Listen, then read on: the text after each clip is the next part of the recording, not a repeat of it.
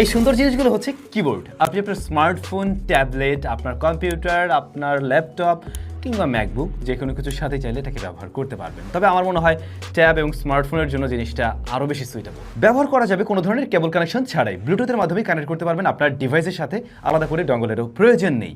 দেশের মার্কেটে নিয়ে আসছে এলিগেন্ট বাংলাদেশ, পাওয়া যাচ্ছে তিনটা কালার ভ্যারিয়েন্টে। জিনিসটা দেখতে কিন্তু খুবই ইউনিক, লাইট ওয়েটের এবং ট্রান্সপারেন্ট। এর মাঝে কিন্তু 8GB লাইটও রয়েছে। লাইট আপনার মতো করে কাস্টমাইজও করতে পারবেন, আবার অফ করেও রাখতে পারবেন। কিবোর্ডে ম্যাকের লেআউট রয়েছে, QWE এই বাটন তিনটার উপরে লেখা আছে অ্যান্ড্রয়েড, উইন্ডোজ, iOS, তার মানে সবগুলো ডিভাইসে আপনি ব্যবহার করতে পারছেন।